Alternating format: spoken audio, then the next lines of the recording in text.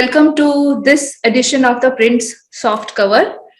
Today we are going to discuss a very insightful travelogue that captures the struggle and survival of the marginals in West Bengal. And for that, we have the author of the book, Professor Parimal Bhattacharya. Sir, welcome to the Print. So first, we have to, as the ritual goes, we have to uncover your book. And so this is the book.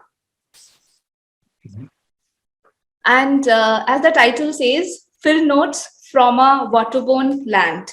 And then the most interesting part, this tagline, Bengal Beyond the Bhadralok.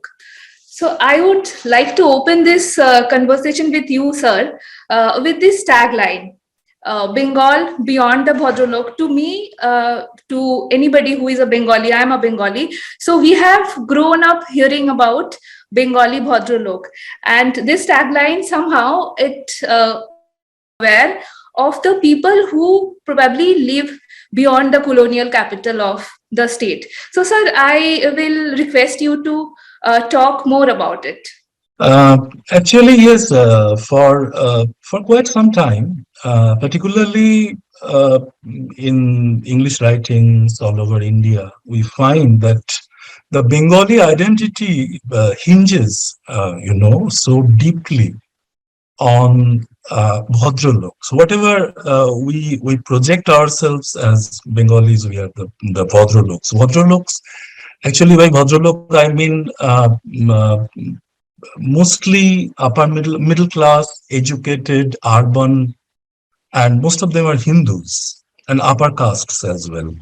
But if you look at the demographics of our state, we find that we comprise less than 1/5 of the population. The large majority of the people who live in the countryside, who live in the peripheries of towns and cities, who are the working classes, their story is somehow we are missing those stories. Not that these stories have not been written, particularly in Bangla literature, let's say for quite some time, particularly in the middle of the 20th century and later.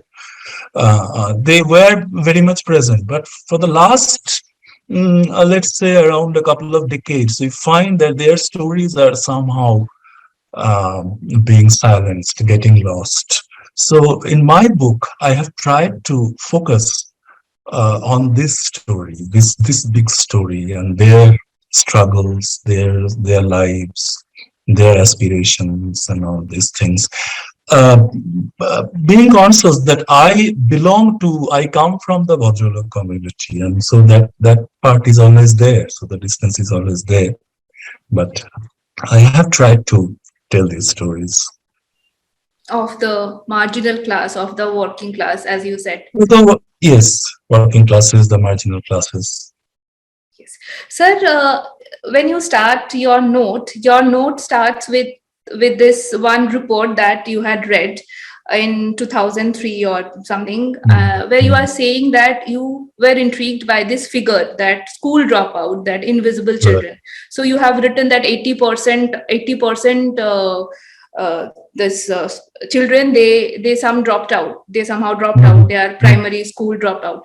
So, sir, if you can elaborate little on this beat, as you researched, as you traveled through, the districts, what did you see? Yes, actually, my curiosity started from there. Actually, perhaps you know that since after the Left Front came to power, one of the first major steps they took was to abolish English teaching from the primary level.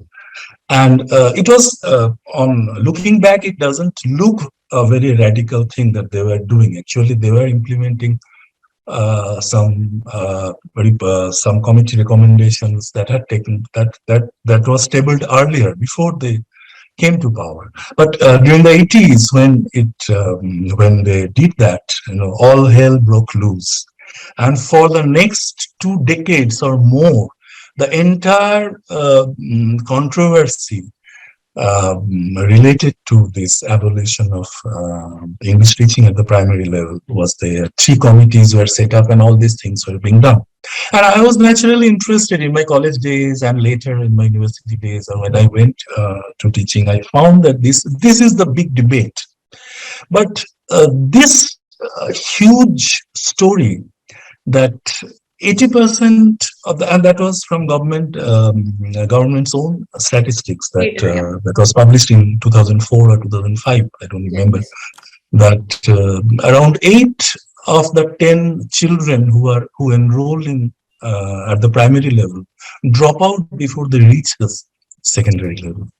So where do they go? I looked into the statistics of child labor, and there it was a huge number. I mean, 20 times more than child laborers who were working in West Bengal in various fields, in various sectors. That is, so that the search began from there, and it was a sort of a. I never knew that there was this big story. And when I went deeper, I got a fellowship from the University Grants Commission, and I began to travel to the countryside. And I found that actually education, particularly primary education, is something, it's like a prism. You know, all the various socio-cultural, political factors come into play. It's a very muddled, complex thing. And the deeper I went, the more complex it became. And yes, the story was grim, but I also found that it is connected with our land, particularly the Gangetic Bengal, which you know is a delta, and it was a relatively recent land compared to other parts of the country, and it's a riverine Bengal. All these shifting rivers and canals, and people's lives and livelihoods hinge on these, shifting lands. And it's a place that is ecologically so critical, so fragile, and yet it has one of the highest concentrations of population. In fact, West Bengal itself, if you look at the territory of West Bengal, it's about 2.7% of India's total territory, whereas in West Bengal we have more than 8% of the population living. So, this population density is very high. It has always been very high. People have come from different parts of the country and the world here and settled here because of the fertility, because of the prospects of commerce. But the people, the common people, the marginal people, their life, on the one hand, it's very tragic, but also very heroic. And the stories that I have tried to narrate, the people whose stories I have tried to tell, are actually they are so connected with the space. The spaces where they live. So I have tried to, from this small, not small actually, but I didn't know that I would be writing a book on this. But I started with this curiosity that to find out where did these children go if they are not in schools, and that led me on to this big canvas, which I have tried to narrate in my own way. Yeah, to different and diverse landscapes. Your story is really mind-blowing and mind-bending at the same time.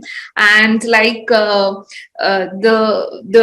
actually those eminent people who have reviewed your book, like some of them, they have said that they have read it at one go. I also read it at one go because it was that Thank you. captivating. So, Thank you. sir, coming back to the education system again, since you have brought many references of how education looks like in the rural areas of Bengal.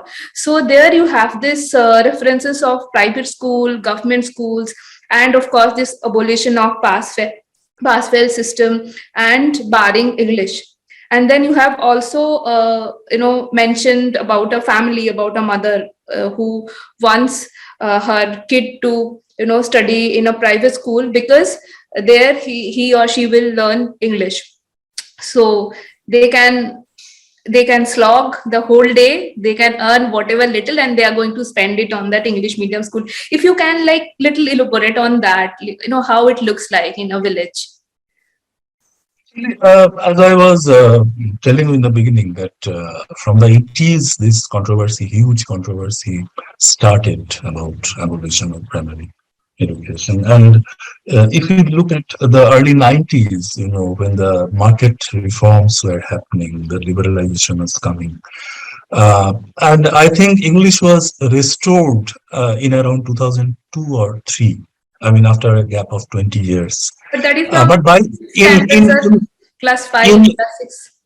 no, at the primary level, it was brought back. Actually, there were 3 committees were set up by the left-wing government, Mm-hmm. and the recommendations of the following the recommendations of the committee around 2003 or 4 at the primary level, not in the way it was taught earlier, but it was brought back. But within that 20 years, a big change had happened in the educational landscape of West Bengal, is that a parallel private education system had come up. The private schools have mushroomed, not only in the cities and urban, peripheries, but even in remote areas, particularly in early 20, early 2000. And so I traveled these places, I've written about that. There was these private schools, and poor parents were spending a large chunk of their income on these. Mm. Mm. And actually, it was a change of mindset also.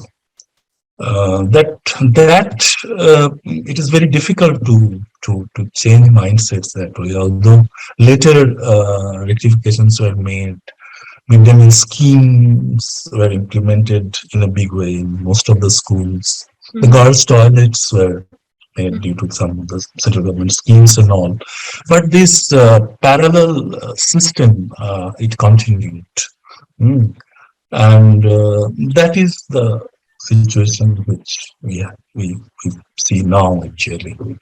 Yes, sir, you have also argued in one of your chapters that some parents, they do send their kids to the government school for the midday meal, and you ask that not why you are not sending your child to a government school, they give midday meal, and then the person replies saying that I only send them to the government school when they serve eggs, otherwise they are carrying tiffin boxes.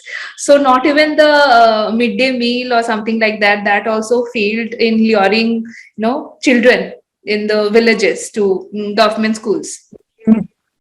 Not really, I think that incident you're referring to was in Simlipal in Odisha, I Yes, guess. yes. Actually, midday meal scheme has hugely benefited the the the poorest section of the population. I think I have mentioned one village. It's in Mm. the Sundarbans, Adivasi Pada, where Yes, the children, for them, that midday meal is very important because it gives them one wholesome, nutritious meal, which is very important for their growth. And even in the tribal areas of Purulia or Jangalmahal or even Simlipal in Odisha, which I have covered also. Midday meal scheme is very important. Midday meal scheme is important for another reason also. It is a great equalizer. Children coming from all sections of the society, all castes and creeds, they sit together and have the meal, which is very important also. that's a melting pot for people coming It across. can be a melting pot, and now we are seeing in other parts of the country the controversies, regarding the Dalit cooking midday meal Yes, and all. But midday meal, cooked midday meal, a hot, wholesome meal during the middle of the day, because in the that's an villages, incentive. most of the children in most of the villages there is no concept of tiffin. They don't have breakfast. Actually, children come to school hungry on empty stomach, and so they need that important thing. So that has benefited a lot of people. But in the urban areas where uh, relatively better off parents send their children to school, they don't depend on the midday meal. Yeah. So, in fact, I have referred to a class where there are two groups actually: the tiffin boxers and the Tiffin midday boxes, mealers. yes. Yes. Steel tiffin boxes. Yes. Yeah. So that divide is there, and they only take midday meal on the days when egg is on the menu.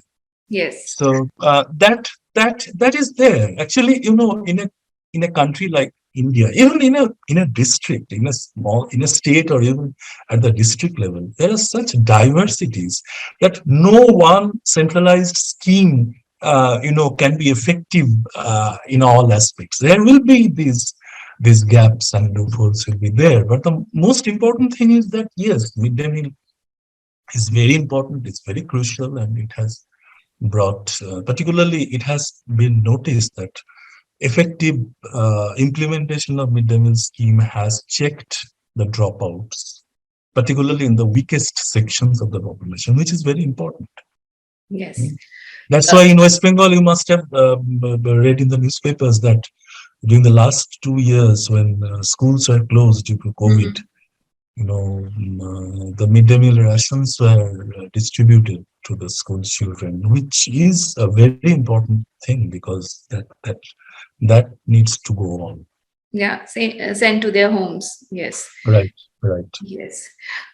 So, sir, now moving a little forward to the next chapter. So, there is this temple town, Navadvip, that you have spoken about. And Yes. when you are traveling across this temple town and seeing several, pictures that flooded areas, and you have brought many references there also, like how this priest talking to a kid. And then there is this very interesting character, Niharda, who was essentially a communist, and then Mhm. somehow, as you said, drifting towards fatalism and started wearing rudraksha and all. So that is very interesting and very intriguing again. So if you can little elaborate on that social change that you had seen, social Yes, and actually, ideological change. this had happened.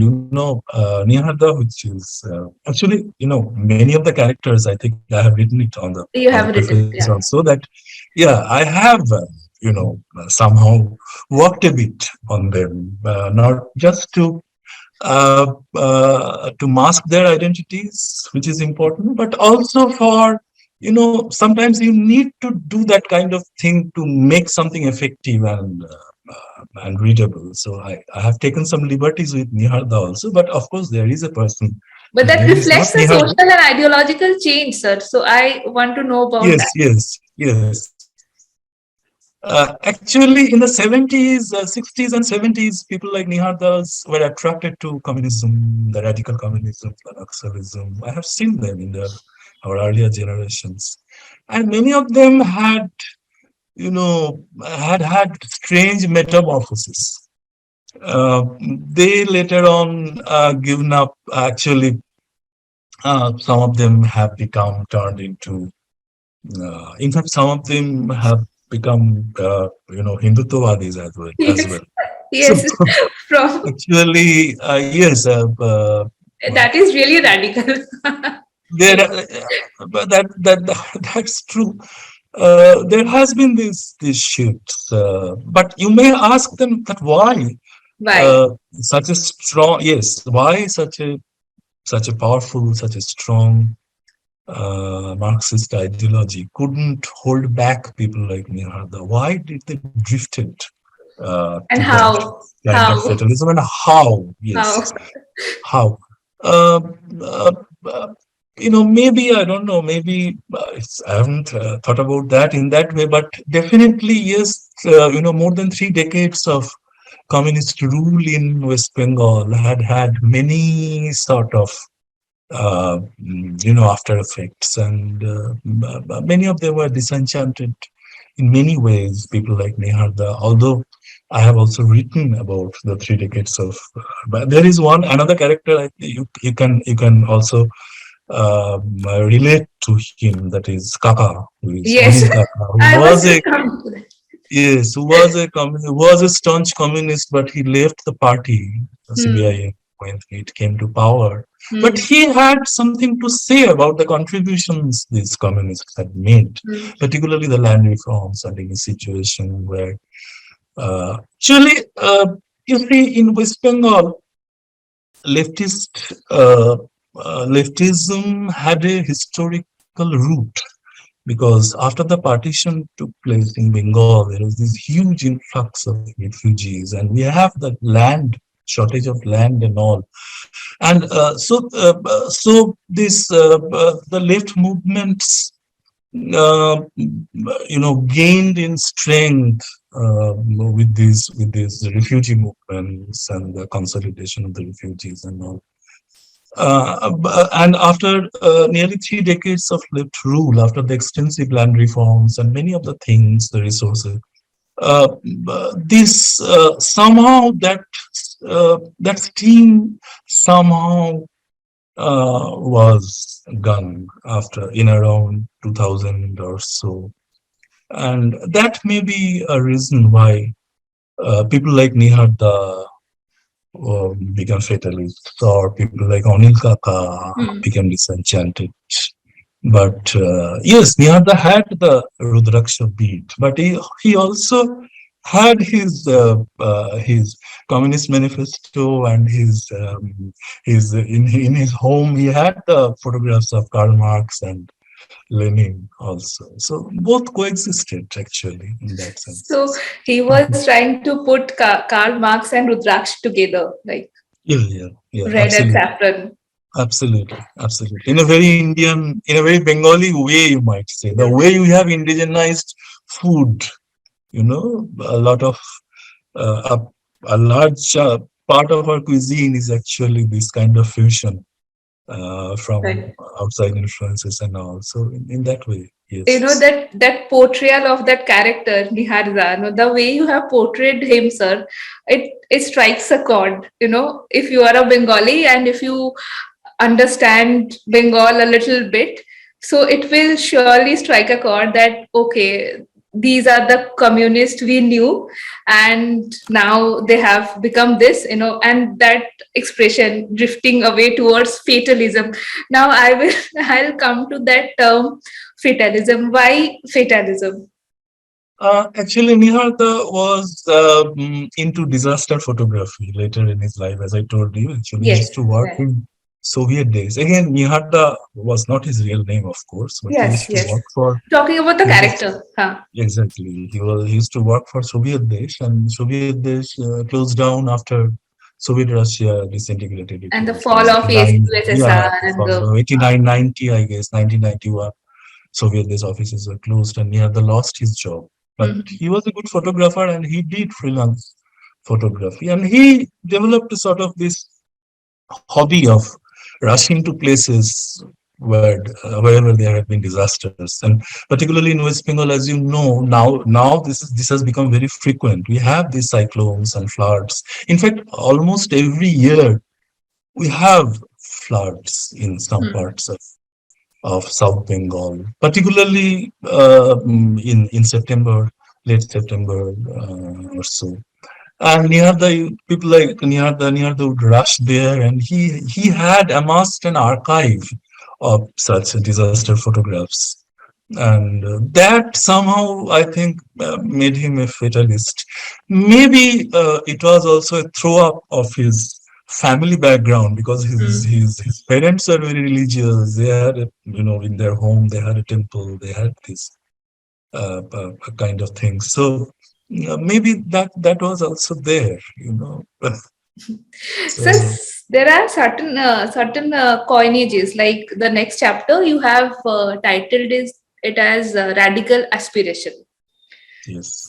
These are so nice coinages that people will actually want to know more about it. So if you can explain a little more on this title, I'm coming to the chapter later, but the title, aspiration and how it can be radical. Actually, I have quoted this phrase from Amartya Sen's Yes, introduction I to a got that. Pratiti report. Ah. where Amartya Sen had said he was surprised to find. He's saying that we are struck by the radical aspirations of people, of poor marginal people who are ready to spend so much money for the education of their children. Hmm. So that I picked up the phrase from there, and that is a motif, which recurs in this. I have found that education is such an important thing, and in this respect, I think you'll also come to that. The story of Opu also, which I have gone back to again and again. Opu's story is somewhat, we say it's a quintessentially Bengali story of a young boy's, radical aspiration of a village priest's son to become educated, to come to the city, to become a modern man. Uh, but that story is actually manifest in various forms in various segments of the society. I have mentioned one girl. There is there called Mampi Ranidas who wants to be a teacher. Her parents are. This is very heartrending. Mampi has a younger brother who is sent to an English medium private school because her parents cannot afford to send both their children to an English medium school. Mampi is sent to a government school. So there we find that parents are actually making a compromise of their radical aspirations And due to their financial choosing. conditions. Yeah. Yes. So radical aspirations in many forms I have found here, and that's why I have gone back to again and again to the story of Opu, and again to come back to our first question about the Bhadraloks. Opu's story, it turned out, is actually the story of a Bhadralok, because Opu, although he was his father was poor, but he was a Hmm. Brahmin, he was an upper caste. He had the social network to back him in times of crisis, and Opu's story is not the story of all the Bengalis. And that name Opu is also very symbolic, that people who have read Opu trilogy and they understand why Opu, why this name. I think you also have chosen this name, that way. Maybe some idea that, you're this protagonist. I would call him protagonist because he keeps coming back to the story with his aspiration, with his efforts, with his struggle, and the way he survives. So yes. And so then when you are talking about this education, these private schools, government schools, and how parents are almost ready to give everything, all their hard earned money, to send at least one of their kids to an English medium school. Then you are also talking about this witchcraft. There's this one lady who has been branded witch because she is the only one literate on the list. So it is actually diverse. I mean, diverse social mindset. So if you can now elaborate on that a bit, like how that is a complete different picture. Yes, that is apparently that is a it struck me as a very something very strange, because I have also mentioned here in Bengal, among the tribal population, the gender bias is not so much as in the upper caste as elsewhere in the country, but if you look at the education level, among the tribes, the girl child's education is shockingly inadequate. We have literacy is also very low and all that. So why is that? There are some practical, some real reasons for that. It is not always to do with gender biases, with patriarchal system. But that story was very unusual. It struck me that the woman, named her Savitri Munda, she was branded a witch because the census people entered her name as literate, and her husband had died.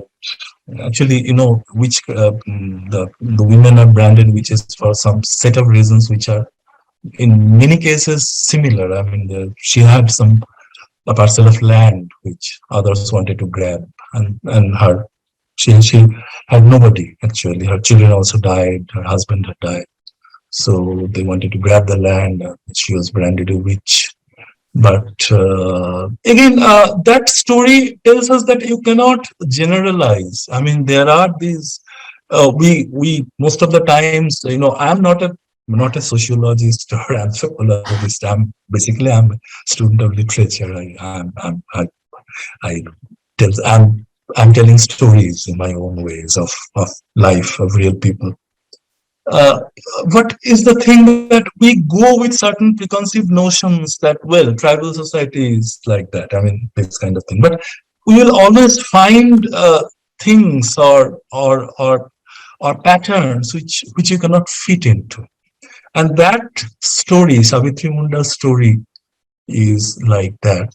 That even in a relatively egalitarian society where women have a voice in the tribal societies in West Bengal, as in other parts of the country, where women participate in lots of outside work. And I have written about other places also where we find that tribal girls are actually hard work, and they have the radical aspirations. So, girl like Jamuna Samad, who is in the Simlipal also. But this, Girls giggling when you ask them about like, do you go to school? What do you do? And then those three girls, they started giggling, pushing each other. So these yeah, are yeah, that really was clear yeah, pictures. right. Yeah. Yes. Uh, Yes, you were saying something. Sorry, I just no, interrupted. no, that's it. I mean, Savitri Munda's story, the woman who who was called a witch because she was literate, something very unusual. I mean, a lot of things, are there which for which we have to readjust our perceptions. That we have to do. We cannot fit into certain preconceived notions. So that story is like that. I mean, Okay, thank you, sir. Thank you very much for giving us this time. The stories are really fascinating. The stories are really all tangled, but not in a messy way. People need to read, understand, and then probably look at Bengal beyond Bhadralok, as you rightly mentioned, the real Bengal, that is 80% of the total population. Uh, yes. yeah. So thank you very much, sir, for giving us this time. Your Thank you, book has Madhubal. given me many ideas, and there are many things which I had sketchy idea or some idea I could relate to. So thanks a ton. Thank you very much. Uh, Thank you, sir. Thanks. Thank you, Madhubal. Thank you.